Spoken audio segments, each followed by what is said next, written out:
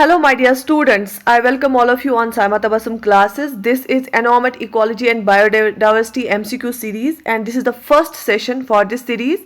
Environment ecology and biodiversity तकरीबन हर एक JKSSB exam में है, स्पेशली ये सुपरवाइज़र के सिलेबस में है, ये पटवारी एग्ज़ाम के सिलेबस में है, और जितने बाकी इवन अगर आप सिविल सर्विसेज देखेंगे वहाँ पे टॉपिक होता है, एक कंपोनेंट ही होता है. So we will do a lot of MCQs, और जितने भी JKSSB एग्जाम्स हैं उनके MCQs हम करेंगे आज से स्टार्ट. आपको विद टाइम आपको हर एक कंपोनेंट के MCQs मिलेंगे. और जो बैच में जुड़ना चाहते हैं बच्चे, वो Saima Tabassum classes application download कर सकते हैं अपने फ़ोन पे, तो वहाँ पे वो जुड़ सकते हैं क्लासेस में. तो बाकी लेट्स गेट स्टार्टेड. आप कमेंट सेक्शन में फिर लिख सकते हैं कि आपको कितने क्वेश्चंस आपके सही हुए, कितने गलत हुए, और आप इनको विद एक्सप्लेनेशन हम देखेंगे.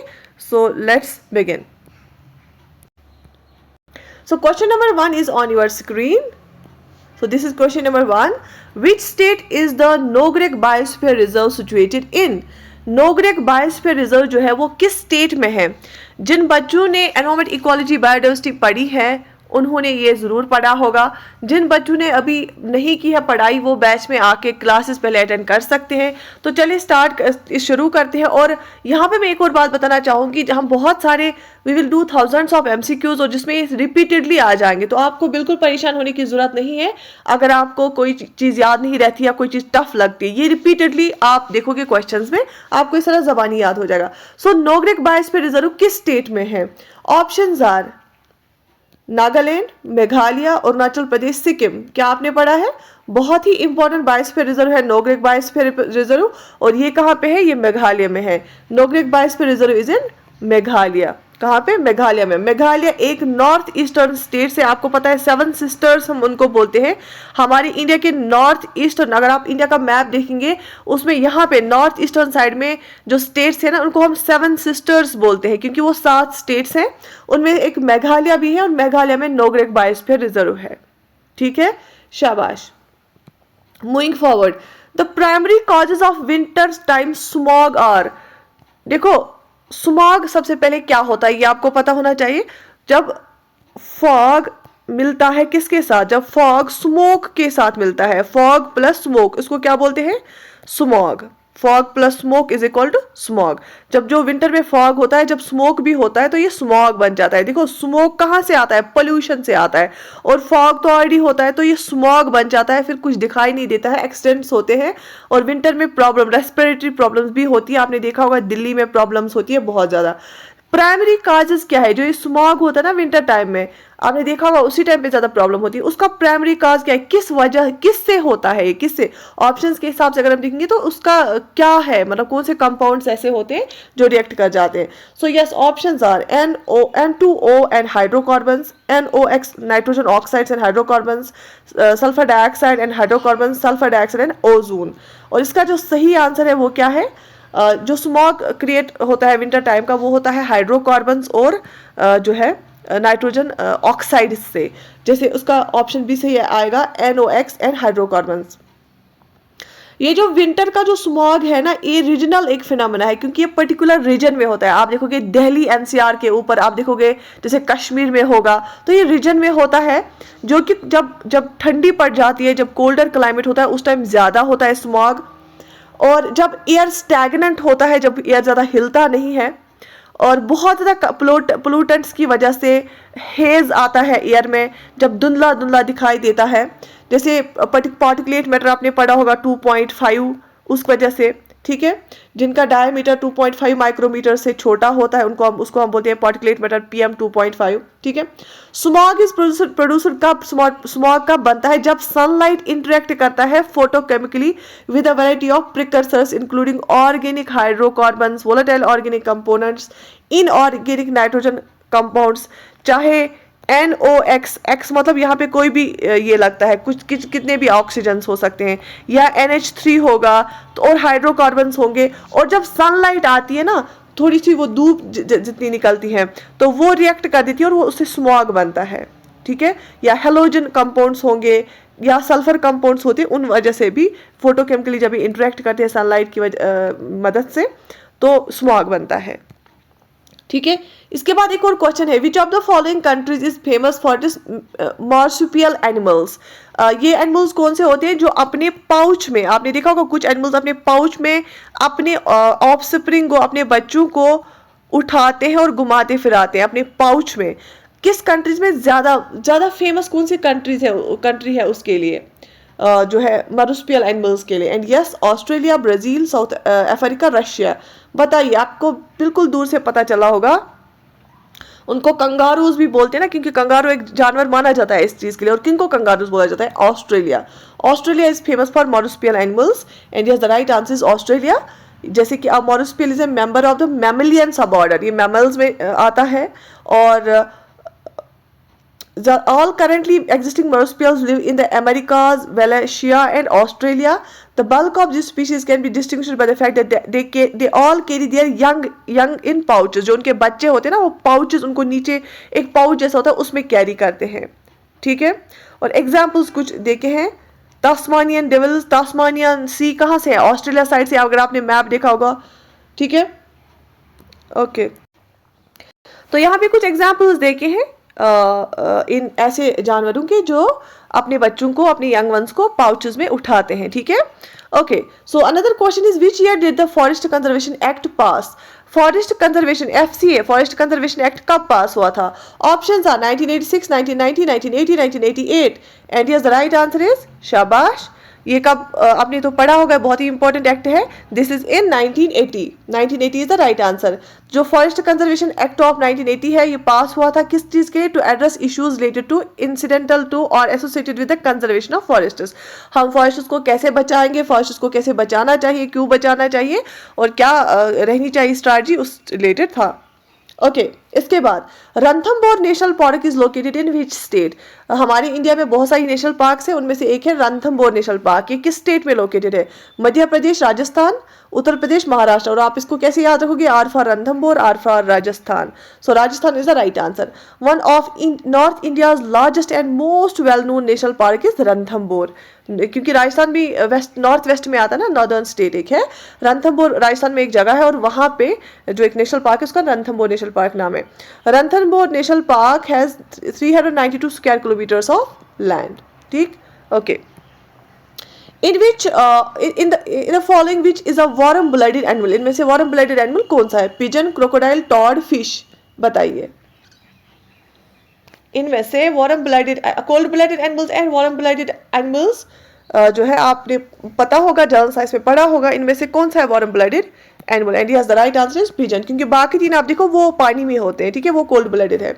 Warm blooded animals are those animals from the Aves class, जो एव क्लास से है और जिसमें बर्ड्स होते हैं, है ना, जिनको फेदर्स होते हैं, बीक्स होते हैं, वो वार्म ब्लडेड। और जिनको मॉडिफाइड 4 लिम्स होते हैं, जो उड़ते हैं, वो क्या होते हैं? वार्म ब्लडेड एनिमल्स होते हैं। ठीक है। Pigeons belong from the class of Aves, और आपको पता है पिजन्स के पास भी बीक है, फेदर्स है, वो वार्म ब्लडेड है। और they can keep their body temperature steadily. ठीक है, शाबाश, ओके।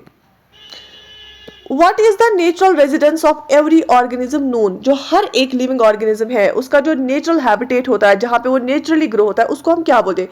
क्या उसको बायोम बोलते हैं, हैबिटेट बोलते हैं, निश बोलते हैं, हैबिट बोलते हैं? बताइए, जो एक नेचुरल रेजिडेंस होती है हर एक ऑर्गेनिज्म की, उसको हम क्या बोलते हैं? And yes the right answer is habitat, natural habitat. और सबसे बड़ी वजह क्या है अभी जो प्रॉब्लम आ रही है फॉरेस्ट्स में या जंगल, जो हमारे जो बायोडाइवर्सिटी खत्म हो गई, क्योंकि उनका नेचुरल हैबिटेट डिस्ट्रक्ट किया जाता है। सो in terms of ecology, the term habitat refers to the collection of resources, biological, physiological factors. It is known to be the natural residence where all the organisms exist. ठीक है, so habitat is the right answer.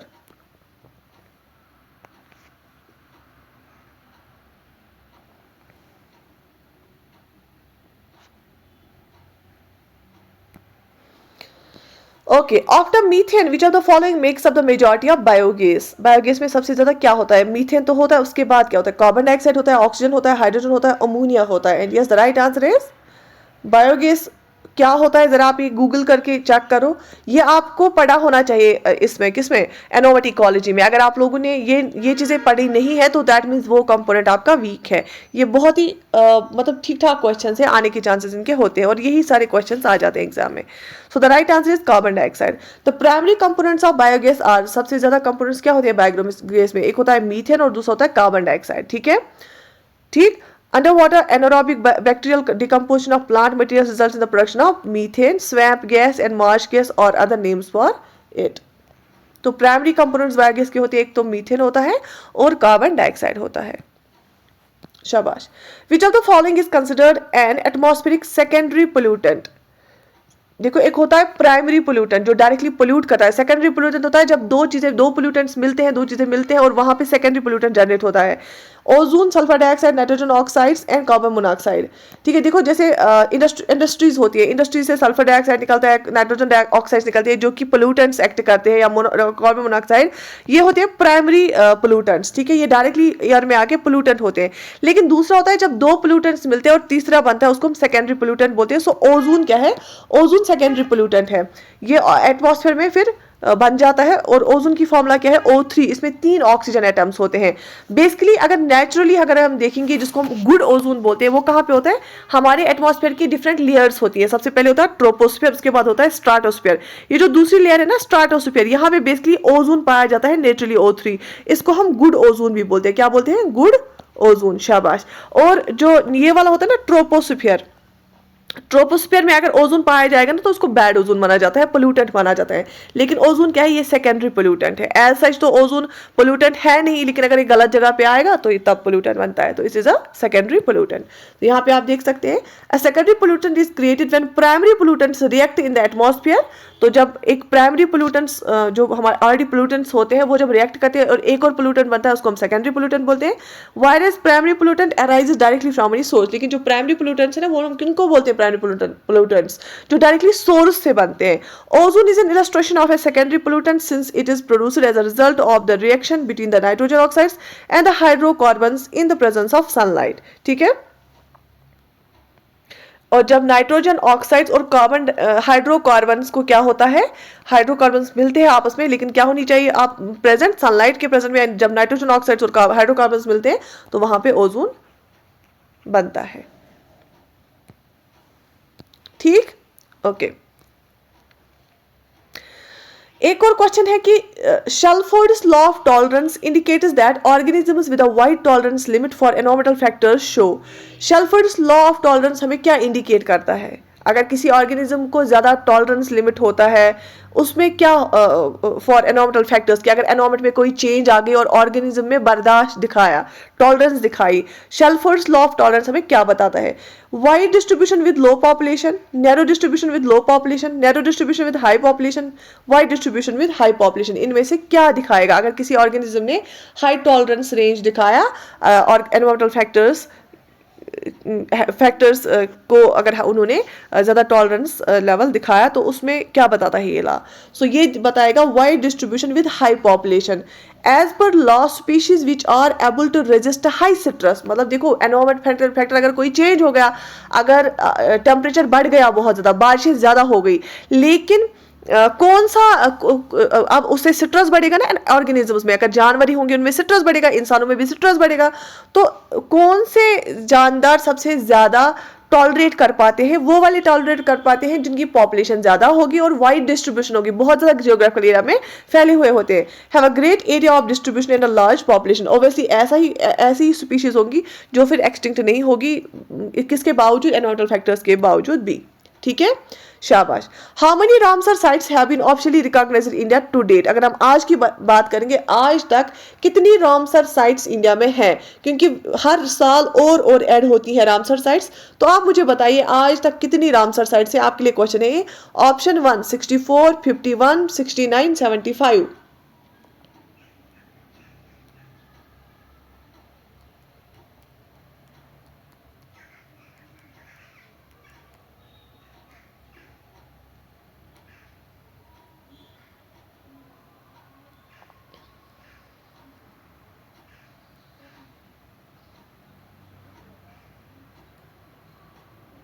ठीक है, तो basically अगर हम आज आज देखेंगे 2024 की, पहले तो 75 थी लेकिन नहीं 80 तक हो गए, आप ये चेक कर ले रहे हैं 80 तक आ गए अब। और सबसे ज़्यादा आई थिंक मुझे ये पूरा याद नहीं है, अब तमिलनाडु में सबसे ज़्यादा है। देखो रामसर साइट्स क्या होते हैं, रामसर कन्वेंशन हुआ था वेटलैंड्स के लिए, और ये रामसर सिटी है कहाँ पे, ईरान में सिटी है, ठीक है। वेटलैंड्स डे हम मनाते हैं 2 फरवरी को। तो अभी आप चेक कर लेना आज की डेट में कितनी रामसर साइट्स है। तो जितना मुझे याद है अभी तक जो 2024 में इनका जो नंबर हुआ था वो 80 आ गया था, ठीक है। शाबाश।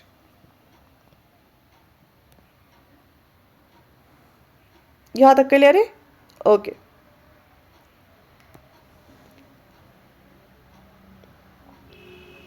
The majority of the digest that the earth emits is absorbed by greenhouse gases in the atmosphere, warming the lower atmosphere. देखो मेजॉरिटी ऑफ क्या, अगर अर्थ एमिट करती है, अर्थ क्या एमिट करती है, जो कि एब्जॉर्ब करता है कौन, ग्रीन हाउस गैसेस एब्जॉर्ब करती है। हमारे जो ग्रीन हाउस गैसेस होते हैं वो क्या एब्जॉर्ब करते हैं, जो अर्थ एमिट करती है, एमिट करना मतलब जो अर्थ छोड़ती है तो वो ग्रीन हाउस गैस एब्जॉर्ब करती है, क्या एब्जॉर्ब करती है, और जिससे ये जो अर्थ के एटमॉस्फेयर का टेम्परेचर भी गर्म होता है। Ultraviolet radiation, infra radiation, visible light, none of the above. देखो हमारा अल्टीमेट सोर्स ऑफ एनर्जी कौन है, हमारा ultimate source of energy sun है। जब सनलाइट पड़ती है अर्थ पे, कुछ अर्थ से वापस रिफ्लेक्ट होके जाती है, लेकिन ये ग्रीन हाउस गैसेस उनको बीच में ही एब्जॉर्ब करती है, रोकती है और वापस उनको डालती है, और यहाँ अर्थ का एटमॉस्फेयर हीट अप हो जाता है। उनको क्या बोलते हैं हम, and yes the right answer is, शाबाश, इंफ्रारेड रेडिएशन। और इन्हीं की वजह से फिर क्या होता है, ग्रीन हाउस इफेक्ट होता है, हमारी अर्थ वार्म अप होती, हीट अप होती है, ठीक है। और जब हमारी अर्थ का टेम्परेचर हीट अप होता है उससे क्या होता है, स्नो कैप्स, ग्लेशियर्स मेल्ट होते हैं, और उससे क्या होता है, सी लेवल राइज होती है, सैलाब आता है, एक्सट्रीम वेदर कंडीशंस हो जाती हैं, तो उससे फ्लड्स भी आ जाते हैं। ओके एक और क्वेश्चन है, the digest peak is the highest in silent Valley National park Palakkad. Silent Valley National park जो कि है केरल में, वहां पे हाईएस्ट पीक क्या है, कौन सा पीक हाईएस्ट पीक है। ऑप्शंस गिवन है,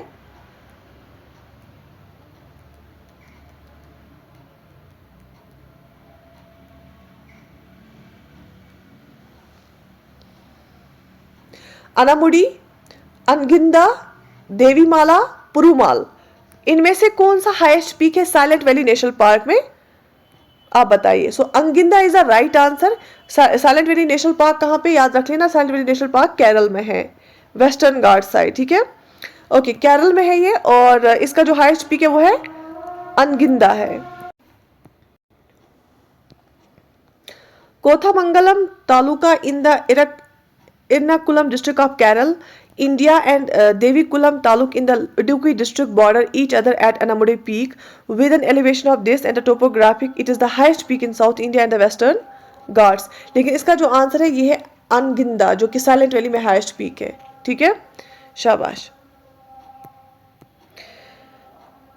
okay we have reached the end of this document. So ये क्वेश्चंस थे आज के सेशन के लिए, सेशन 1 जो हमने किया है किसके लिए, एनोमेटिकोलॉजी के लिए। एनोमेटिकोलॉजी में सबसे ज़्यादा इंपॉर्टेंट जो टॉपिक्स होते हैं वो होती है बायोस्फीयर रिजर्व्स, इनके बारे में, वो होते हैं क्लाइमेट चेंज के बारे में, वो होते हैं पोल्यूटेंट्स, खास तौर पे कि एयर पोल्यूशन के बारे में, ग्रीन हाउस इफेक्ट के बारे में, ठीक है, और बायोडाइवर्सिटी के बारे में, इन पे क्वेश्चंस आते हैं। और सबसे इंपॉर्टेंट प्रोटोकॉल्स, ट्रीटीज जो होती है ना, उनमें से क्वेश्चंस आ जाते हैं, ठीक है।